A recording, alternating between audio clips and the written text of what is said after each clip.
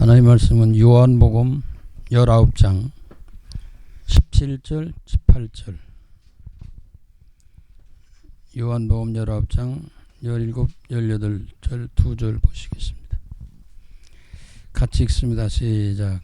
그들이 예수를 맡음에 예수께서 자기의 십자가를 지시고 해골 히브리 말로 골고다라는 곳에 나가시니 그들이 거기서 예수를 십자가에 못 박을새 다른 두 사람도 그와 함께 좌우편에 못 박으니 예수는 가운데 있더라. 보는 말씀에는 예수님이 십자가에 달리실 그런 모습들을 잘 설명해 주고 있습니다. 그들이 예수를 맡으며 예수께서 자기 십자가를 지시고, 그래서 자기 십자가를 지시고, 예수님은 십자가 지실 필요가 없는 하나님의 아들이시잖아요. 근데 자기가 질 십자가가 있대요. 왜? 뭐 때문에? 저와 여러분을 구원하시기 위해서. 내가 해야 할 일을 하는 거예요. 예수님이 하실 일은 하나님의 아들, 죄가 없는 분임에도 불구하고 죄인을 구원하시기 위해서 십자가를 지시는 일이 당신이 하실 일이에요. 그래서 이게 너무 고통스럽기 때문에 거부하고 피하고 도망가고 싶은 생각도 있죠. 그럼에도 불구하고 내가 할 일이다. 내가 안 하면 안 된다. 그래서 우리 모두는 내가 할 일을 해야 돼요. 남에게 미룰 것이 아니고 내가 할 일은 내가 해야 됩니다. 그게 고통스럽더라도 그렇고요. 뭐 좋은 일은 뭐 더 말할 것도 없겠죠. 이제 나의 주어진 십자가가 있다. 고통받을 때 예수님이 십자가 달리신 것을 보면서 나에게 주어진 십자가 내가 지어야지. 그러고 가면 승리할 수 있어요. 자, 그러면 자기 십자가를 지고 어디요? 해골, 히브리 말로 골고다라는 곳이다 라고 했어요. 쉽게 말하면 죽음의 골짜기예요. 죽음에 이르는 것까지라도 우리는 할 일을 해야 되거든요. 내가 할 일이면 내가 해야지 누가 해줄 수가 없는 거예요. 해서도 안 되는 거예요. 내가 할 일은 내가 해야 되거든요.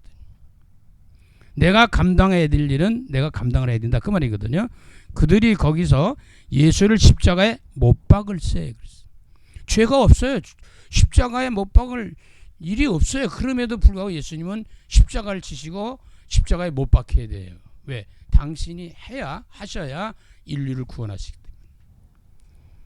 그래서 십자가에 못 박았다는 건 무슨 말이에요? 고통과 죽음을 의미하는 거잖아요. 고통이죠. 십자가 가시 하나 찔려도 고통스러운데 양손과 양발에 나중에 옆구리에 창을 받아서 물가피를 몽땅 쏟도록 그렇게 고통을 당하는데 그건 뭐 때문에 죽으려고요. 죽어야 돼요. 그래야 우리가 살아요. 다음 주가 부활주일인데 그래야 우리가 산단 말이죠. 다른 두 사람도 그와 함께 좌우편에 못 박았다 그랬어요. 다른 두 사람이 있어요. 예수님이 가운데 계세요. 근데 그 두 사람 누구예요? 강도예요. 엄청난 죄를 진 사람이 쉽게 말하면. 이 사람들이 양쪽에 같이 매달렸어요. 십자가의 형틀은 아주 굉장히 그 당시에는 아주 잔혹하다고 볼 수 있죠. 그러니까 이 십자가에 달릴 때 양쪽에 두 강도가 있었는데 여기 설명 속에서는 한 강도, 두 강도 속에서 하나는 구원받는 것을 보여줘요. 그래서 예수님께서 죽으실 때 그 순간 믿음으로 받아들이는 사람 구원받는 거예요. 그 순간이라도. 물론 그 이전에 믿고 구원받으면 뭐 엄청난 축복을 누릴 수도 있게 되겠죠. 또 사명 감당하는데. 근데 여기서 강도가 양쪽에 있는데 한 강도는 네가 하나님 아들이야? 막 저어지면서 이렇게 너도 살고 나도 살고 다 살려달라 그런 얘기거든요. 근데 한 강도는 이 사람아 너나 나는 죄를 졌어. 마땅히 십자가에 못 죽어도 돼. 저분은 그런 분이 아니야. 이걸 이제 뭔가 영적인 눈이 열려서 봤겠죠. 그랬을 때 나의 영혼을 부탁하는 그 강도에게 네가 오늘 나와 함께 낙원에 있을 것이다 라고 하면서 믿으면 천국이에요. 순간이거든 이게. 불신, 안 믿으면 지옥이에요. 순간이에요. 우리가 죽음 직전에라도 예수 믿으면 구원을 받아요. 상급이 있다 못다 그건 나중 문제고. 근데 그게 쉬운 게 아니거든요. 그럼에도 불구하고 죽음 직전에 믿는 사람들도 없지 않아 있습니다. 그러나 이왕이면 일참치 믿고 예수 믿고 구원받고 은혜 가운데 살면서 주어진 사명을 감당하다 하늘나라에 가는 것이 좋겠죠. 그래서 한강도는 구원받고 한강도는 영원히 구원받지 못했다. 우리가 살아있는 동안에 모든 일이 다 되어지는지 죽은 이후엔 구원도 모두 다 없어요. 돈 억만큼 있어도 죽으면 아무것도 없어요. 못 써요. 자, 이번 주는 종려주일이자 고난주간입니다. 예수 그리스도께서 십자가에 달려 돌아가시기 전에 7마디를 말씀하셨어요.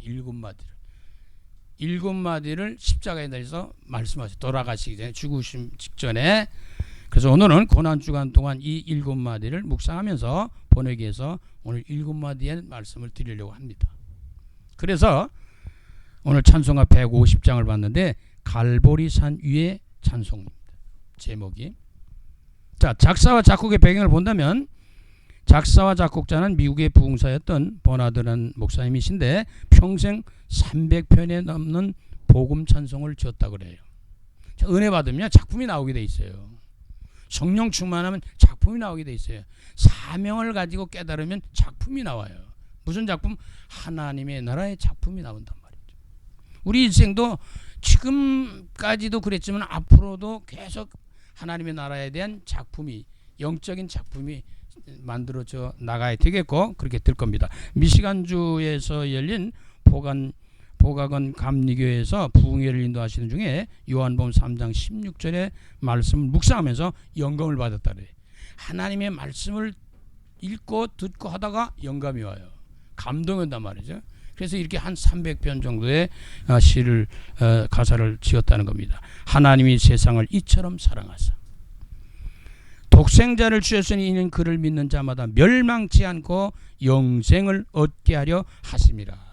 저와 여러분 멸망시키려고 그런 게 아니고 저와 여러분을 저주 주려고 그런 게 아니고 구원하시려고 그러는 거거든요. 자, 그럼 찬송가 가사를 좀 살펴보면서 거기에 담긴 메시지를 우리가 묵상하려고 합니다. 1절 갈보리산 위에 십자가에 섰으니. 그래서 갈보리산 위에 십자가에 섰다. 우리가 영원한 언약이 있어요. 그게 뭐냐면 영원한 언약의 첫째가 갈보리산 언약이에요. 이것이 굉장히 중요하거든요. 갈보리산에 십자가에 섰다. 그 당시에 극형이죠. 십자가는 형틀이. 근데 이 갈보리산에서 십자가에서 예수 그리스도께서 모든 것을 끝냈다. 다 이루었다. 끝냈어요. 이 갈보리 언약을 붙잡아야 돼요. 인생의 모든 문제를 다 끝냈다라고 하는 것을 붙잡지 않으면 이제 힘듭니다, 사실은. 그래서 이거는 믿음을 가져야 돼. 믿음. 예수 그리스도를 믿는 믿음인데 그분이 인생의 십자가에서 다 해결했었다. 고난과 고통, 죽음을 통해서 우리 인생의 모든 문제를, 나의 인생의 모든 문제를 끝내주셨다라고 하는 걸 믿어야 된단 말이죠. 그러면 감람산에 언약이 있어요. 그러면 감람산에다가 제자들을 모아놓고 40일 동안 하나님의 나라의 일을 말씀하셨다고요. 뭘 붙들어야 돼? 영원한 언약 붙들어야 되는 건 뭐냐? 말씀을 붙잡아야 돼. 말씀 위에는 완성되는 게 없어요. 그래서 이 말씀은 바로 언약입니다. 약속이에요. 그래서 하나님 말씀에 약속을 붙잡는 자가 승리하게 돼 있단 말이죠. 그 다음에 뭐 있어요? 마가다락방의 언약인데 그건 뭐냐면 성령 충만하라고. 그게 뭐야? 왜? 예수 그리스도의 증인되게. 오직 성령이 너에게 임하시면 너희가 권능받고 예루살렘과 온 유대와 사마리아 땅까지로 내 증인이 되리라. 아, 맞다, 옳다 라고 해서 한 것이 딱 하나 있어요. 같이 마음을 가져요. 전혀 뭐 했어요? 기도에 힘썼다 그랬어요. 기도하는 자에게 능력이 일어나요. 그래서 그들은 사도행전 5장 42절 말씀처럼 그때부터 성령 충만해가지고 뭐 했어요? 예수가 그리스도라고 하는 것을 가르치고 전하기를 쉬지를 안 했다. 그 얘기요. 이게 하나님의 영원한 언약의 열매이고 킵니다. 자, 그러면 이런 갈보리산 위에 십자가에 섰으니 주가 고난받을 표다. 십자가는 고난의 표예요. 십자가를 바라면서 저건 나가 죽어야 될 것을 대신에 죽으셨구나. 내가 당해야 될 고난을 대신 주님이 당하셨구나. 그 십자가를 보면서 주님을 바라봐야 돼. 우리 어떤 어려움과 고통스러운 괴로움, 죽음의 질병에 처했을 때도 십자가를 바라보는 순간에 고통스러움을 맛볼 수 있지만은 그 고통을 이겨내고 결국은 죽는 것 같아도 살아난다 그 말이죠. 내가 사랑하면 주가 보혈을 흘림이라. 내가 주님을 사랑하선 주님이 나를 위해서 십자가에 달려서 피를 흘려주셨다. 그 피가 뭐예요? 생명입니다. 저와 여러분을 살리시기 위해서 하나밖에 없는 독생자 예수 그리스도의 생명을 저와 여러분을 위해서 주셨다는 거예요. 여러분, 내가 죽을 곳에서 있었는데 어떤 사람이 나를 살렸다. 평생 잊을 수가 없겠죠. 잊으면 안 되는 거 아니에요? 근데 이거는 영원한 것이기 때문에 영원히 잊어서는 안 될 일이거든요. 자, 그러면 그 십자가가 좋은 건 아니에요. 고난의 십자가거든요. 힘든 거거든요. 그런데 2절 보니까 멸시천대 받은 그랬어요. 이 십자가의 길, 고난의 길, 믿음의 신앙의 길은 멸시천대도 받을 수 있다는 거죠. 주의 십자가에 나의 마음이 끌리도다. 십자가로 예수로 마음이 끌려야 돼요. 자꾸 주님을 따라가고 싶은 마음이 생겨야 된단 말이죠. 귀한 어린 양이 세상 죄를 지고 험한 십자가를 지소도다. 어린 양, 저와 여러분의 죄를 해서 제물로 바치는 어린 양으로 오셨다는 거죠. 그래서 이 험한 십자가를 지셨다라고 하는 것은 뭐예요? 고난과 죽음을 의미하는데 이것은 저와 여러분 인생의 모든 문제를 끝내주시기 위해서 오셨다는 것입니다.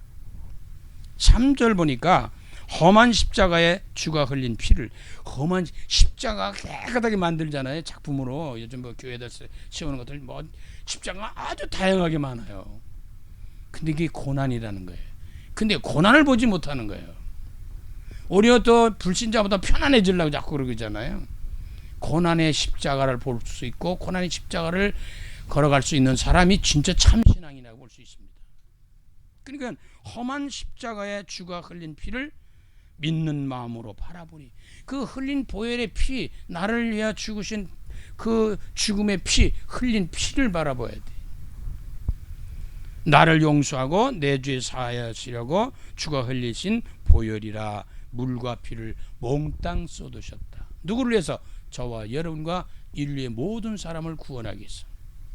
물과 피를 몽땅 쏟아서 다 쏟아서 저와 여러분을 위해서 구원하시기 위해서 십자가에 달리시고 그 십자가 위에서 그렇게 다 쏟으셨다는 거예요. 자, 그러면 4절 봅니다. 주님 예비하신 나의 본향집에 나를 부르실 그날에. 왜 그러냐? 우리를 구원해서 천국으로 이끌어 주시기 위해서. 우리가 거할 처소를 예비하고 계시게 주님이 지금도. 그래서 그 처소가 예비되면 우리를 데리러 오신다는 거거든요. 각자 가는 날이 다를 수 있죠. 그렇죠? 그런데 어느 날 동시다발적으로 전 사람들이 함께 천국 가는 그날이 재림이라는 날입니다.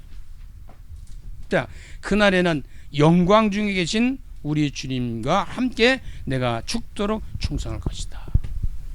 영광의 그 빛난 축복의 날이 재림을 통해 일어납니다. 천국에 들어가게 되겠죠. 우리가 사실 할 일은 이 땅에 있다면 죽도록 충성한 것 외에 다른 방법이 없어요. 그래서 뭐냐? 복음의 생명건 사명자를 하나님은 축복하신다는 거죠. 우리는 복음을, 다시 예수 십자가의 복음을 전할 수 있는 그 사람을 하나님은 축복하시고 그 사명자를 시대마다 세워가면서 하나님의 나라 일을, 세계복음화를 이루어가고 계신데, 거기에 후렴 보니까 최후 승리 얻을 때까지, 끝까지 내 인생 마치는 날까지 신앙이 변하면 안 되잖아요. 물론 실족할 수도 있어요. 넘어질 수도 있어요. 그러나 다시 일어나는 거예요. 끝까지 주님만 바라고 가는 신앙이 필요합니다. 주의 십자가 사랑하리니, 십자가 예수를 사랑하는 마음이 있을 때, 은혜 받은 마음이 있을 때 끝까지 갈 수 있는 거예요. 은혜 없으면 못 가요. 사랑하는 마음이 없으면 못 가요. 우리가 부부가 살아도 사랑하는 마음이 없으면 살 수 있겠어요? 못 살아요. 면류관 받기까지 험한 십자가 붙들겠네. 우리의 결론은 면류관이 기다려요. 근데 그 면류관 받는 데까지는 험한 십자가라는 것이죠. 우리 신앙생활이라는 것이 예수 믿으면 구원받고 축복받죠.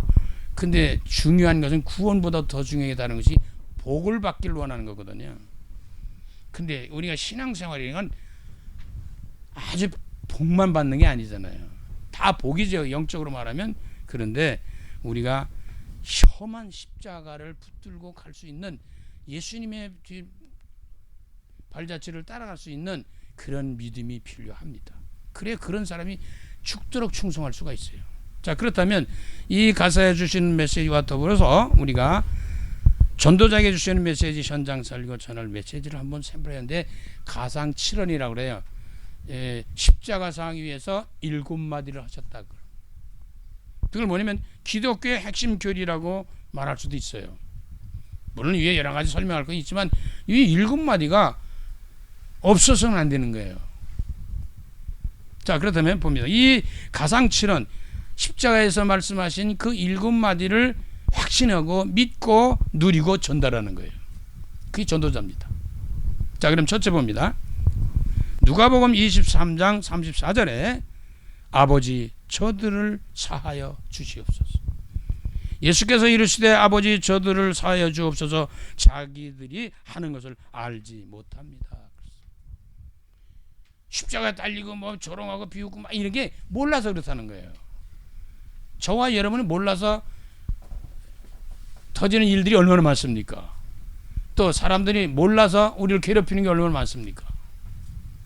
그래서 저들이 몰라서 그렇구나. 내가 좀 아는 사람이, 내가 깨달은 사람이 이해해야지. 내가 수용해야지. 용납해야지. 이게 사랑이거든요. 이게 믿음이거든요. 이게 전도자거든요. 그래서 아버지 저들의 죄를 용서해 주시옵소서. 왜 알지 못하고 저러냐. 예수님도 그렇게 말씀하신 거거든요. 십자가는 죽음입니다.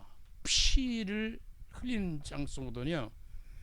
예수는 뭐예요? 여호와는 구원이시다. 예수가 십자가에 달리고 이 험한 십자가에 달리고 고통당하고 물과 피를 쏟으셨느냐? 여호와는 구원이시라고, 구원을 이루시려고. 그가 뭘로 해? 그리스도의 일을 하셨다는 거죠. 직능, 직책, 오신 목적.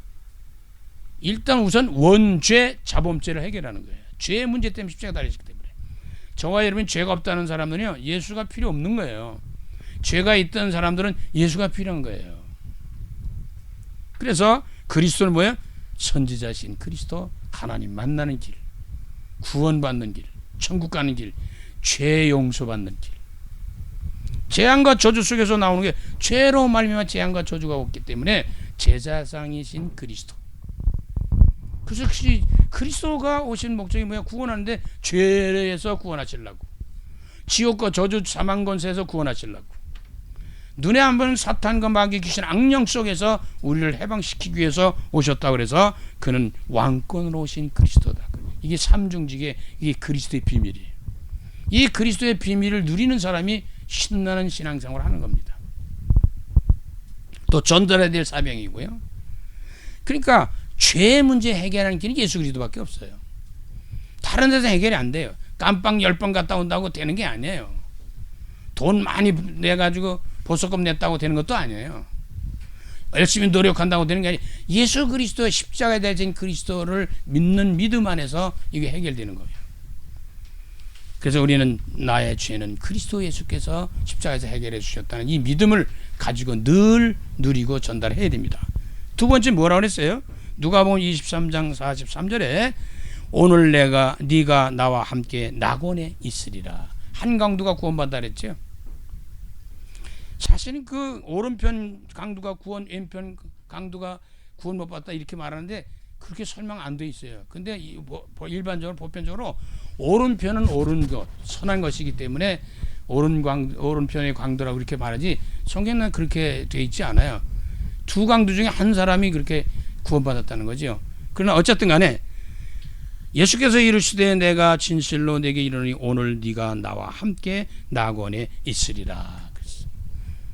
낙원에 있다는 말은 다른 말로 하면 너는 나와 함께 천국에 있으리라, 그 말입니다.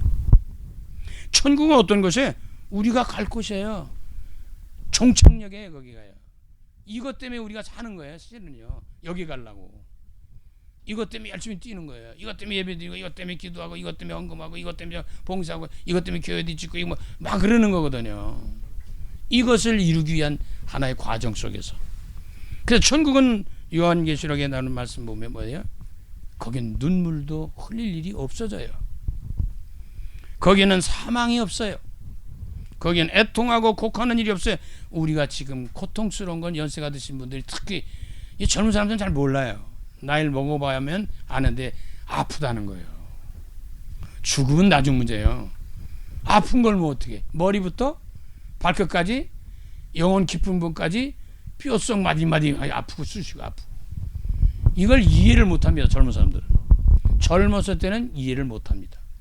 근데 나이를 자꾸 먹어가고 연세가 드시면 어떻게 돼요? 자꾸 쑤시는 데가 많아. 아픈 데가 많아. 그게 죽음에 이르는 것 같은 고통스러운 죽음도 있단 말이지. 근데 요즘은 점점 젊은 사람도 이런 고통을 당하거든요. 말세가 되니까 마지막 때가 돼서 점점 더 그래요.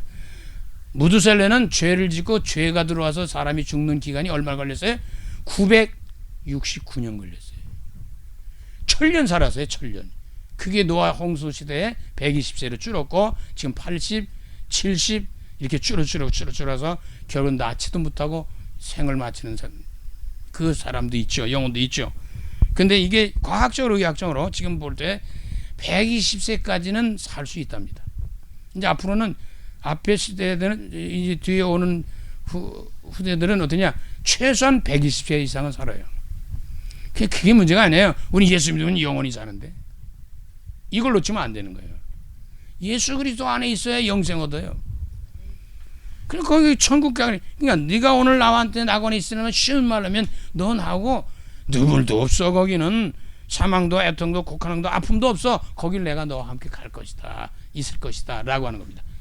믿으면. 영접하는 자 곧 그 일을 민정에 하나님 자녀에 대한 권세를 주셨거든요. 자, 세 번째는 뭐라고 말씀하셨냐면 요한복음 19장 26절 20절에 보면 여자의 보소서 아들이다. 그 제자들에게는 보라 네 어머니다. 이렇게 설명을 하면서 말씀하십니다. 예수께서 자기의 어머니와 사랑하시는 제자가 곁에 서 있는 것을 보시고 자기 어머니에게 말씀하시되 여자여 보소서 아들입니다. 하시고 또 그 제자들이 있으되 보라 네 어머니다. 하신데 그때부터 그 제자가 자기 집에 모시니라. 이제 예수님이 세상을 떠나시니까 제자들에게 부탁하고 어머니에게는 또 제자들이 아들이 있음을 설명하는 거예요. 이걸 가리켜 기독교는 효도의 종교라고 합니다. 정말 신앙생활 믿음생활 바로 하는 사람은 효도하게 돼 있어요. 첫째, 하나님 앞에 하나님을 경외하고 경배하고 제일 효도하는 게 뭔지 아세요? 예배 드리는 거예요. 하나님을 인정하는 거잖아요. 예배를 잘 드려야 되는 거예요. 그래서 신령, 영과 진리로 예배를 드리는 자를 나는 찾는다 그랬거든. 예배 속에는 중요한 게 말씀 아니에요? 예배 속에는 기도 응답 축복 다 있어요. 예배 속에서 다 답이 오는 거예요. 그럼 그 다음에는 뭐예요? 누구에게 효도해야 됩니까? 부모님들이죠. 지금은 이제 어른들이 지나가다 젊은 사람들 뭐 이상한 거 보면 말 못해요. 큰일 나요. 담배 피우는 야 너 왜 담배 큰일 납니다. 난리가 납니다. 이제는 부모님 아니 뭐 하기야 뭐 부모님 제주도 갖다 버리기도 한다는데 뭐 이제 근데 버릴 수밖에 없는 상황도 있어요. 보면은 치매 걸리고 막 이러면요. 그래 그렇다고 해서 그러면 안 되잖아요. 부모님을 어르신들을 잘 모실 수 있는 그런 사람이 축복의 사람입니다. 그래서 자녀들은 순종하면서 효도하는데 거기에 약속이 있어요. 어르신들 부모님을 잘 모시면 어떠냐? 네가 이 땅에서 잘 되는 장수하는 일도 있고 잘 되게 하겠다라고 하는 약속입니다. 그래서 우리는 기독교라면 효도의 종교예요. 그래서 저와 여러분이 생을 마치는 것 놓고도 기도하셔야 돼요. 사실은 자녀들이 무슨 죄가 있겠어요 또? 그러니까 저와 여러분들이 갈 때가 좀 잘 갈 수 있게 건강하게 살다가 또 뭐 조금 아프더라도 금방 또 아프다 그냥 빨리 가게. 어쨌든 기도 잘 하셔야 됩니다. 이게 서로 마음대로 못하는 거 아니에요. 그런데 기독교는 효도의 종교다. 제사 많이 안 드린다고 그거 소용없어요.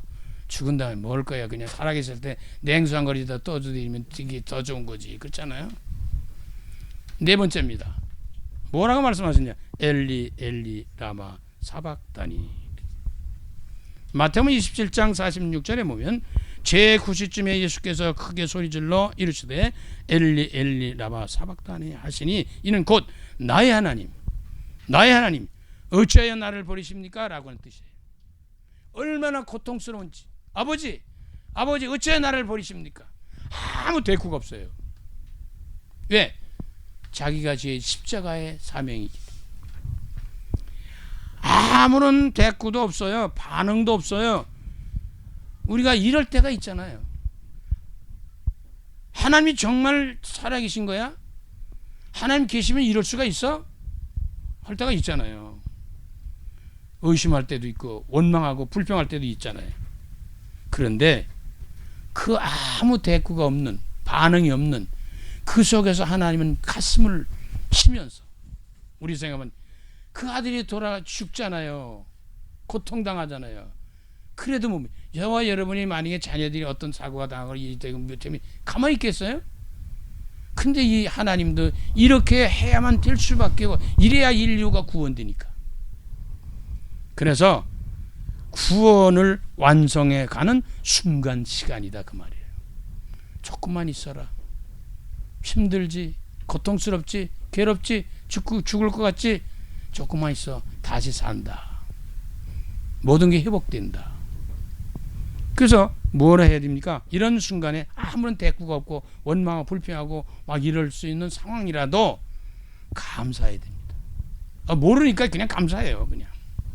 그리고 기도해야 됩니다. 그리고는 믿음으로 기다려보는 겁니다.